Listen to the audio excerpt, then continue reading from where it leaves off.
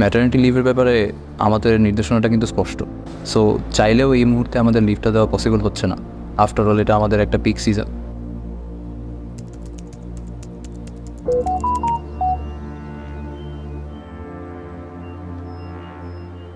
আসসালামু স্যার।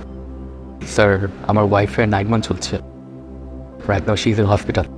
আমি বলতে স্যার আজকে 3টার জন্য ছুটি পেতে পারি? তুমি তো জানো এই উইক আমাদের জন্য কতটা ইম্পর্টেন্ট।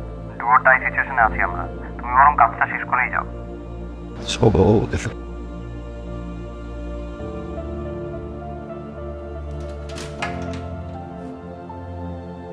Extremely sorry.